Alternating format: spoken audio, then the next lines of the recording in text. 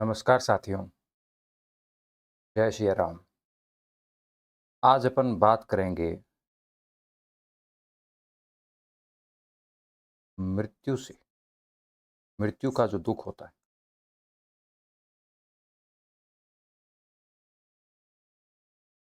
उसका निवारण कैसे किया जाए।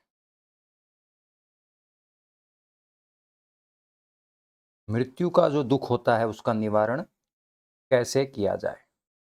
ठीक है। अब मृत्यु का दुख होता क्यों है, ये जब तक हम नहीं जानेंगे, तब तक उसका निवारण नहीं किया जा सकता।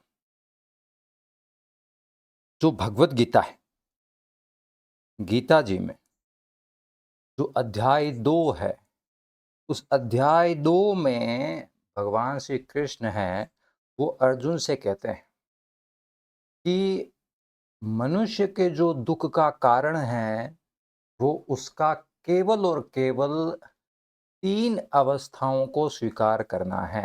कितनी अवस्थाओं को? 3 अवस्थाओं को।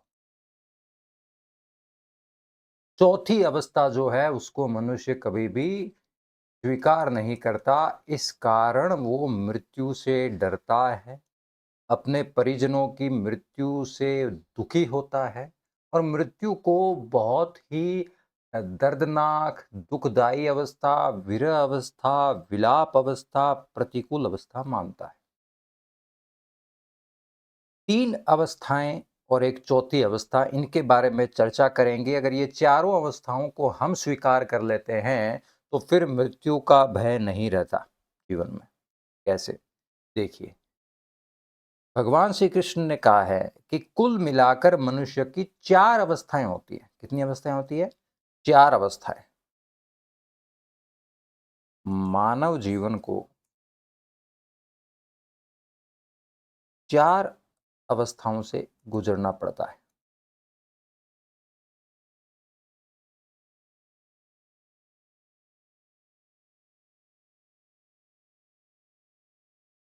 अवस्थाओं से गुजरना ही पड़ता है, इसका कोई विकल्प नहीं है।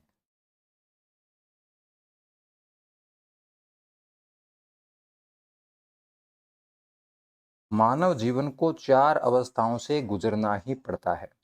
और वो 4 अवस्थाएं कौन सी है साहब? सबसे पहली होती है बाल्य अवस्था, जब हम बच्चे होते हैं। ठीक है। दूसरी अवस्था होती है युवा अवस्था। तीसरी अवस्था होती है वृद्धावस्था। ठीक है। इन तीनों अवस्थाओं को हम सिर्फ सब स्वीकार करते हैं, आराम से स्वीकार करते हैं, आनंद से स्वीकार करते हैं। कोई भी युवा, कोई भी बालक युवा होने पर ये कहकर नहीं रोता, उसके परिवारजन ये कहकर नहीं रोते, अरे ये तो युवा हो गया, हमें बहुत गम हुआ, ये तो बच्चा था, अब ये युवा कैसे हो गया। नहीं रोते ना। तो क्योंकि हमने सबसे पहले बाल्य अवस्था को स्वीकार कर दिया है, फिर बाल्य से जब युवा में गए, उसको भी हमने स्वीकार किया। जब युवा से हम वृद्धावस्था में जाते हैं, ठीक है, तो हम उसको भी स्वीकार करते हैं। कोई भी आदमी बूढ़ा होता है तो उसके बच्चे जोर जोर से रोते नहीं है ना। वो बूढ़ा आदमी दुखी तो होता है, क्योंकि वृद्धावस्था निश्चित रूप से हमारे जीवन की वो अवस्था होती है जिसमें हमारा शरीर बहुत कमजोर हो जाता है, लेकिन फिर भी वो इतना विलाप नहीं करता। वृद्धावस्था से इतना भयंकर तरीके से वो नहीं डरता, ना ही उसके परिजन विलाप करते हैं। क्यों? क्योंकि हमने बाल्यावस्था को भी स्वीकार कर लिया है, हमने युवावस्था को भी स्वीकार कर लिया है, हमने वृद्धावस्था को भी स्वीकार कर लिया है। हमने जीवन की केवल 3 अवस्थाएं मान रखी है, इसलिए हम चौथी अवस्था से डरते हैं। और ये चौथी अवस्था कौन सी है जिसको हमें स्वीकार करना ही होगा? वो अवस्था है देहांतर अवस्था।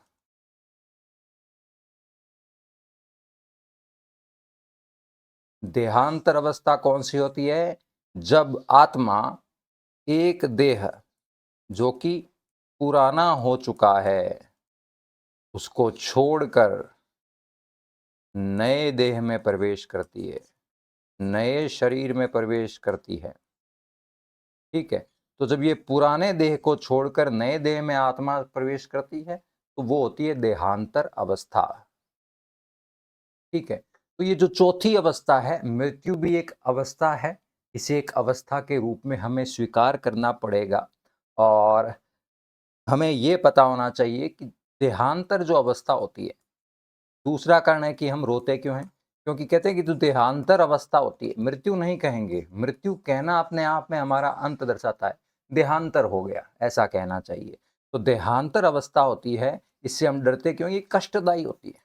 ये क्या होती है, कष्टदायी होती है। तो ये कष्टदायी क्यों होती है, इसके दो कारण हैं। पहला कारण तो ये है कि हमारे प्रारब्ध, ठीक है, अगर हमारे प्रारब्ध में यानी पूर्व जन्म में के जो कर्म हैं उनका प्रभाव पड़ता है, अगर वो अच्छे होते हैं तो देहांतर अवस्था आराम से होती है, और नहीं तो फिर थोड़ी सी कष्टदायी होती है, तो वो कोई चिंता की बात नहीं है। दूसरा कारण इसका होता है कि निर्माण,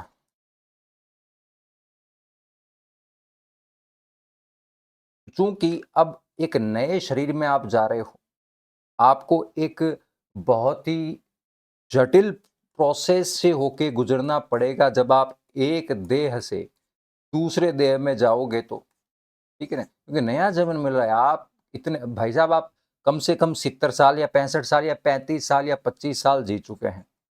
25 साल तक इस देह का आनंद आप उठा चुके हैं। अब आपको चाहिए नया देह, या आपको नहीं भी चाहिए तो भी आपको जाना पड़ेगा नियमों के हिसाब से। जब नए देह में, तो निश्चित रूप से एक प्रोसेसिंग होती है। जिस प्रकार कोई भी कच्चा माल हो गया होता है, उसको जब पक्के माल में कन्वर्ट करते हैं तो बहुत ही भारी मशीनों से होकर गुजरना पड़ता है। वो भी एक कष्टदायी प्रोसेस होता है उसके लिए, अगर वो सजीव हो तो। उसी प्रकार से ये दो कारण होते हैं कि देहांतर अवस्था थोड़ी सी कष्टदायी हो सकती है।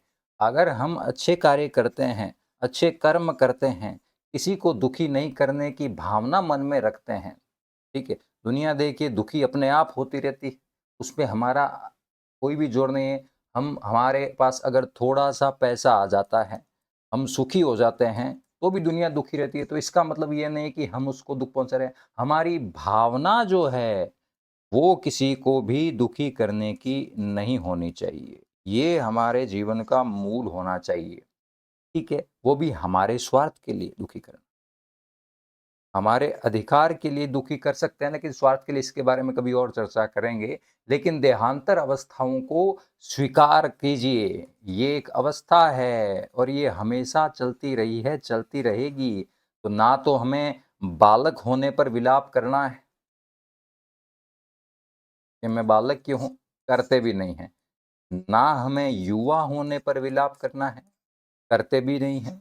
ना हमें वृद्ध होने पर विलाप करना है, थोड़ा सा करते हैं लेकिन नहीं करना है। और ना ना ही हमें देहांतर में विलाप करना है।